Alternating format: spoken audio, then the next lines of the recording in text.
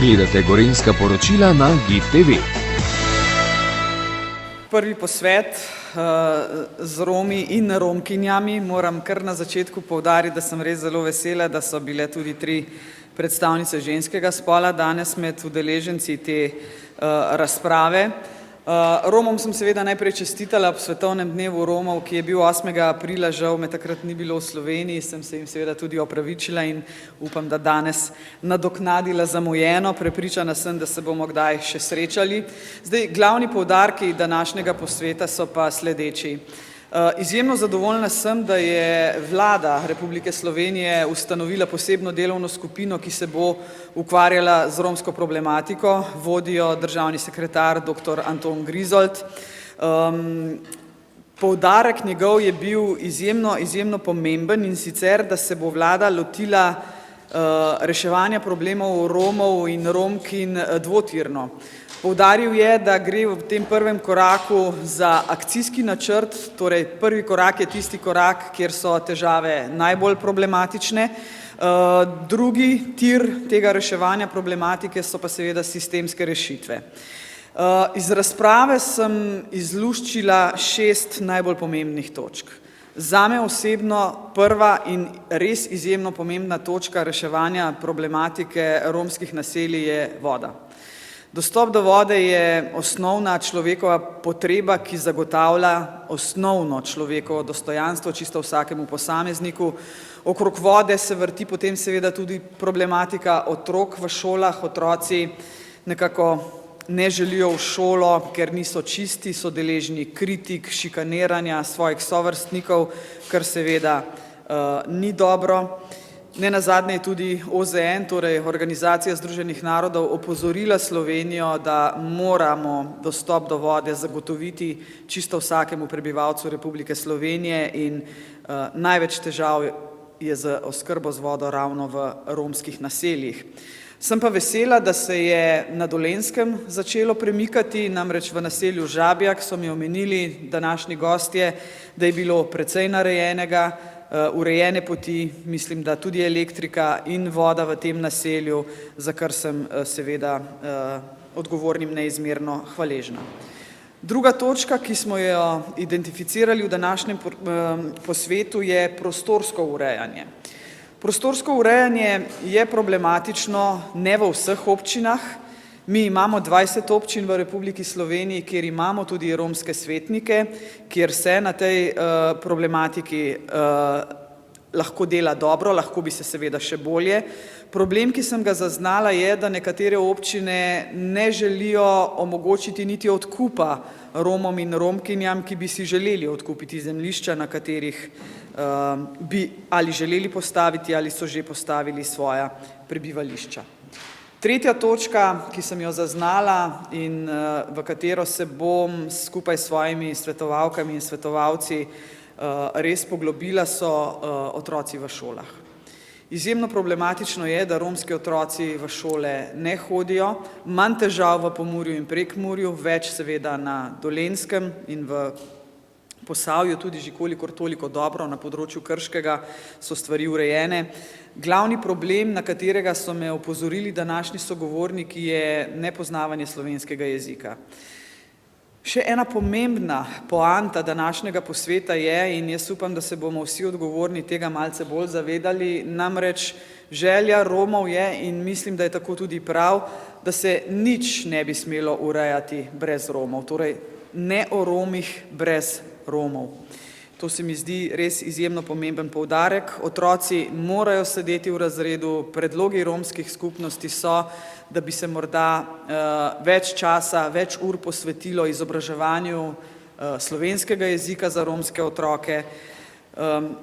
Nekako mislim, da smo vsi skupaj prišli do zaključka, da je lepša prihodnost za Rome in za romske otroke zagotovo, če zaključijo proces izobraževanja in ne samo osnovno šolo. Veliko si jih želi nadaljevati šolanje tudi v srednjih šolah, nenazadnje tudi na fakultetah, že imamo nekaj Romov in Romk in izjemno dobro deluje akademski romski klub, tudi tega sem seveda zelo vesela. Z dr. Grizoldom in poslanko Tamaro Vonta smo spregovorili tudi o tem, kako se lotiti sistemskega reševanja problemov Romov in prišli do zaključka, da tudi sistemske rešitve morajo biti fokusirane in specifične za posamezna naselja, če želite za posamezne občine. Skratka, različne rešitve za različna naselja. Tega se moramo vsi še kako zavedati. Ena zadeva me je pa res negativno presenetila, nisem vedela za to, namreč menda se slabša zdravstveno stanje Romov. Slovenija je nekako opustila zdravstveno oskrbo v romskih naseljih, zdravniki in medicinsko osebje v romska naselja ne hodijo več ozaveščati, če želite, o kontracepciji, o spolnih odnosih, o splošnem zdravstvenem stanju in preventivi. Nekako je to izostalo, v preteklih letih pa je bilo vendarle bolje urejeno. Veliko Romov in Romkin ima seveda tudi težave s tem, ko že dobijo določena zdravila, kako in na kakšen način jih pravilno jemati, kdaj, kako pogosto. Skratka, tisto čisto osnovno izobraževanje za zdravstveno preventivo, iskreno menim, da bi tu Slovenija lahko naredila več in bolje. Šesta točka, s katero smo se strinjali oziroma o kateri smo se poenotili, je pa točka delovanja centrov za socialno delo. Menda centri za socialno delo ne hodijo več tako pogosto na teren v romska naselja, nekako je tudi to kot zdravstvena oskrba izostalo. Tudi tu se bomo potrudili in pogledali, kje je ta zastoj nastal, kaj bi se dalo seveda narediti še bolje. In če zaključim svoje razmišljanja, rekla sem, da je prva točka voda. Voda omogoča res neko osnovno človekovo dostojanstvo. V 21. stoletju si nobena moderna država, moderna demokracija ne bi smela privoščiti, da so njeni prebivalci in Rome in Romkinje smatram za prebivalce naše domovine, skratka, da nihče ne bi smel biti brez vode in osnovnih ustreznih sanitarnih razmer. Romi so me seveda opozorili tudi na povečanje sovražnega govora, sovražnih besed, raznih diskriminacij, tudi segregacije, če želite. Rada bi povedala sledeče. Težav ne bomo rešili s sovraštvom. Sovraštvo ne bo pripeljalo do potrebnih rešitev. Vsi skupaj se dajmo zavedati, da lahko le skupaj premikamo gore.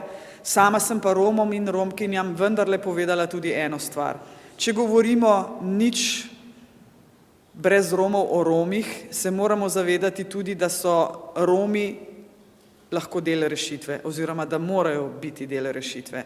Tudi sami bodo morali znati iskreno sebi pogledati v obraz in si priznati, kje naredijo premalo, kje torej lahko naredijo več in bolje. In tu apeliram na res vse romske starše, morda bolj na matere, da naj pošiljajo svoje otroke v šole. To je nekaj, kar jim bo zagotovilo lepšo prihodnost. Toliko z moje strani, zdaj pa seveda predajam besedo gospodu Jožefu Horvatu Mucu, ki dolgo vrsto let deluje na področju romskih politik. In gospod Horvat, prosim še vaš pogled na današnjo razpravo. Hvala, gospa predsednica. Najprej bi se zahvalil predsednici za povabilo, da smo bili sprejeti in da smo imeli priložnost povedati tisto, kar je v tem času, predvsem ob prazniku Romov, bilo potrebno izreči oziroma opozoriti. Strinjam se s tem, kar je gospa predsednica povedala. Mislim, da je neka določena pot začrtana. Pogovarjamo se z delovno skupino pri Vladi Republike Slovenije, ki ima seveda veliko razumevanje za reševanje romske tematike. Velikokrat se pogovarjamo o tem, da določene stvari se ne dajo rešiti preko noči, vendar pa v vseh teh letih, kolikor jaz se ukvarjam z romsko problematiko, smo vedno izpostavili nekaj temeljnih problemov. To je pitna voda, elektrika, bivalne razmere in zdravstveno stanje. To so področja, o katerem smo danes govorili tudi pri gospe predsednici in seveda o teh vprašanjih se pogovarjamo že 30 let. Tu na tem področju nekega vidnega napredka v nekaterih sredinah, kjer Romi živijo, nismo naredili. Seveda so vedno vzroki, ali ni pravne podlage, ali ni sredstev, ali pa se nekako odlašajo te odgovornosti. eno ministrstvo na drugo ali pa recimo lokalna skupnost na državo in obratno. Mislim, da je tu, kot je gospa predsednica povedala in kar so danes tudi tisti, ki se ukvarjajo z romsko problematiko povedali, potrebno je določene stvari reševati sistemsko, seveda s poudarkom na tiste specifične probleme, ki v nekem določenem okolju izstopajo. Tudi sami smo velikokrat v preteklosti na takšen način izpostavili probleme, tudi predlagali takšne in podobne rešitve in tukaj mislim, da predvsem to, da mnogi iz državnih inštitucij imajo nekako željo potem, da bi se romski položaj spremenil na boljše in pa seveda s tem, da je tudi veliko razumevanje ima gospa predsednica in je tudi ponudila svojo pomoč takrat, ko bo ta pomoč potrebna, smo zelo veseli, kajti vsaka pomoč, vsaka reakcija na tisto, ki sproža nezadovoljstvo, predvsem pa sovražni govor, diskriminacijo, segregacijo in podobne neprijetne stvari, je prav, da tudi gospa predsednica za svojo avtoriteto pove, kaj je pravzaprav v tej družbi potrebno in tega smo seveda veseli. Zdaj, rad bi izpostavil, velikokrat je bilo rečeno, recimo o izobraževanju o romskih otrok, moram reči, da se v zadnjem času določene stvari na področju romskih otrok spreminja na slabše, tudi v romskih naseljih, torej ni tako, kot bi moralo biti, ogromno slabega se dogaja romskim otrokom, tudi v nekaterih šolah stvari niso takšne, kot bi morale biti, pa če izpostavim samo eno vprašanje, na katerega smo že večkrat opozorili tudi Ministrstvo za izobraževanje, da naj spremeni določene stvari, predvsem, ko govorimo o romskih pomočnikih, torej romski pomočniki so se sistematizirali, delovno mesto sistematizirali tako, da je zapisano, da se romski pomočniki, da je njihovo delovno mesto takšno, da se ukvarjajo z gibalno oviranimi osebami, torej otroci. To ne sme biti neko merilo, tukaj se bo tudi Ministrstvo za izobraževanje moralo vse skupaj najti bolj primeren naziv za delo, delovno mesto romskih pomočnikov. Danes o tem sicer nismo govorili, jaz to izpostavim kot nek poseben problem in seveda tisto, kar je najbolj pomembno, kar je tudi predsednica rekla, torej nič brez Romov. Mi smo ogromno predlogov predlagali v preteklosti, tudi tiste, ki bi lahko prinesle konkretne rešitve, vendar nekega posluha seveda ni bilo. Danes je gospod Grizold, ki vodi delovno skupino za romska vprašanja oziroma za reševanje romske problematike, zelo dobro rekel, 30 let se ukvarjamo z nekaterimi problemi, s katerimi se Romi soočamo, pa pravzaprav nekega rezultata oziroma nekega napredka ni. Jaz se pridružujem tej misli in sem mnenja, da je potrebno vse tiste postopke oziroma tiste ukrepe, programe, ki v slovenskem prostoru obstajajo za reševanje romske problematike, niso učinkoviti, jih je treba enostavno odstraniti oziroma se jih več ne lotiti, ampak sprejeti neke nove programe, ki bodo prinesli določene rezultate. Torej vsi tisti projekti, programi, kar obstaja v slovenskem prostoru, tako na državni kot na lokalni ravni in so pozitivni, jih je treba nadgraditi in seveda sprožiti postopek za uvedbo novih programov, ki bodo prinesli seveda izboljšanje položaja romske skupnosti v Sloveniji. Romi se tudi sami ogromno trudimo, da bi ta položaj bil izboljšan. Vendar vedno rečem takole, če se moramo vsi skupaj nekako potruditi, vključevati v ta proces, potem moramo imeti tudi Romi za to ustvarjene možnosti.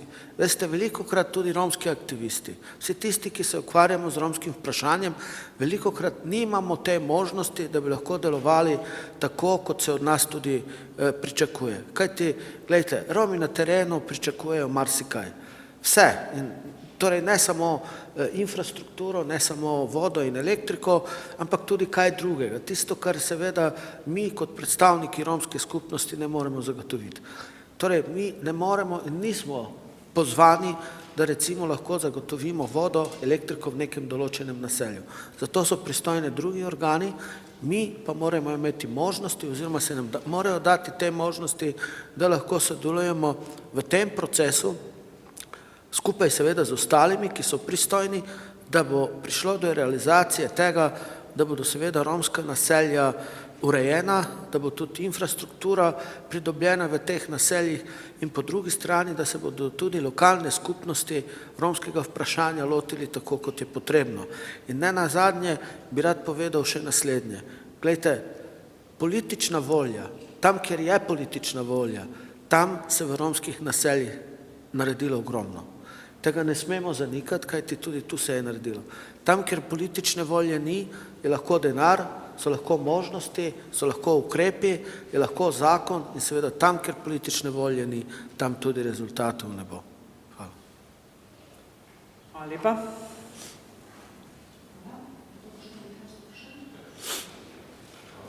Luka Tetičkovič, STA. Zdaj mene zanima, kje točno se zatika pri izgradnji komunalne infrastrukture, predvsem vode, elektriko ste tudi omenili, pač na kateri točki procesa se zatakne in za katera naselja, o katerih naseljih govorimo, verjetno ne vseh. Zdaj, jaz sama konkretnih podatkov ne poznam, morda bo gospod Horvat vedel več, ampak v razpravi sem zaznala, da se zatika v določenih občinah. Mislim, da je gospod Horvat lepo povedal, da tam verjetno ni dovolj politične volje za te stvari urediti. V mnogih občinah se je to dalo urediti, v nekaterih pa ne.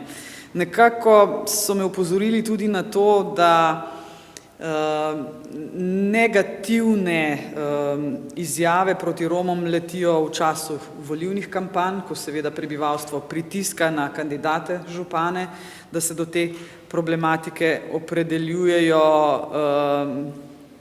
na način, da je večina seveda zadovoljna s slišanim.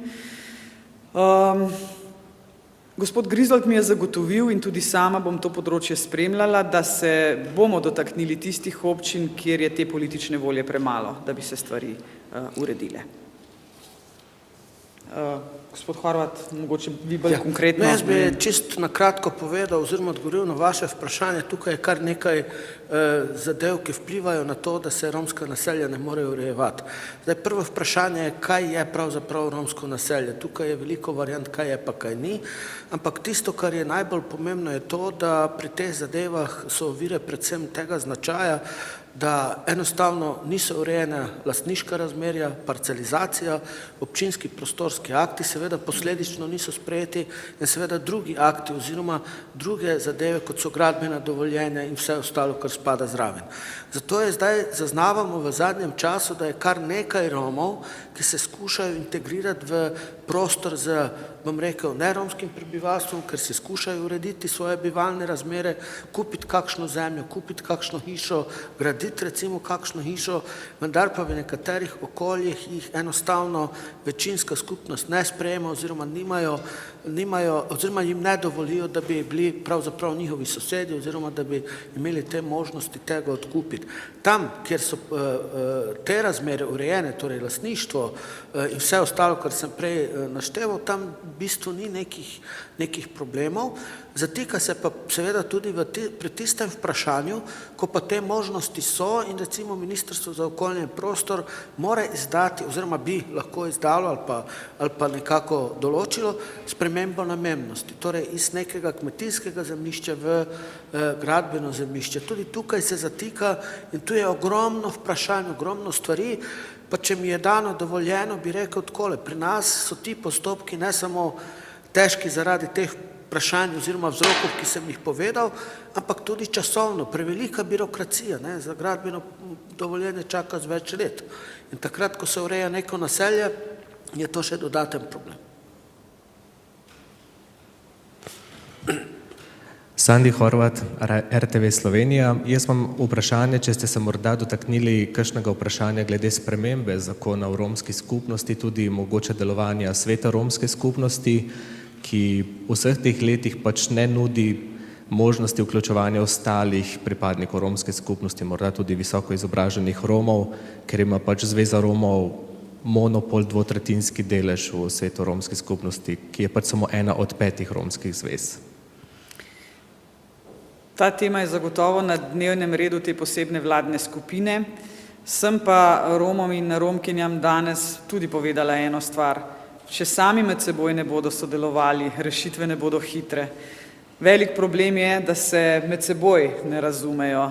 Zavedajo se tega problema, nekako sem vendarle zaznala, da je pripravljenost, da se tudi med seboj pogovorijo in rešitve mora vlada najti skupaj z njimi. Če Romi ne bodo poenoteni, bodo rešitve počasne, ne bodo hitre.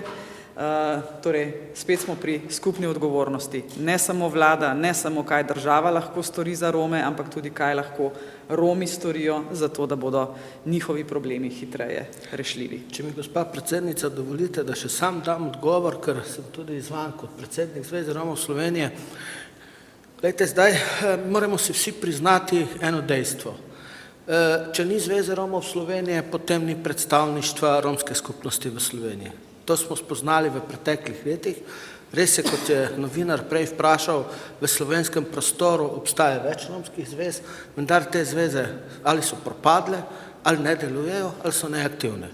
In torej, če ne bi bilo Zveze Romov Slovenije, ki seveda drži ves ta predstavniški aparat v državnem nivoju, potem seveda kdo bi pa bil tisti, ki je še vedno stabilen, še vedno tu in se še vedno ima voljo se ukvarjati z romsko problematiko glede na težo same problematike in seveda na vpliv in, bom rekel, tudi pritisk sami romske skupnosti.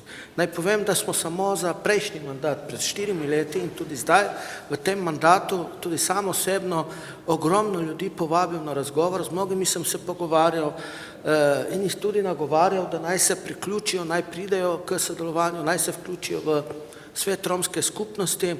Vendar moram reči, predvsem na jugovzhodnem delu tega sodelovanja tudi Romi sami niso izrazili.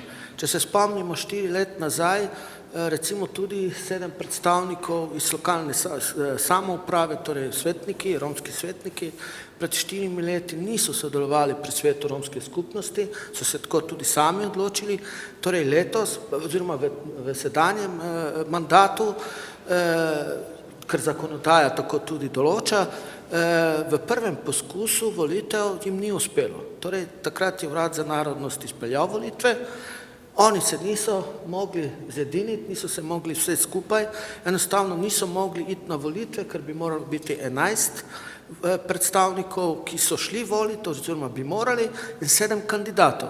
V prvem poskusu jim tega seveda ni uspelo.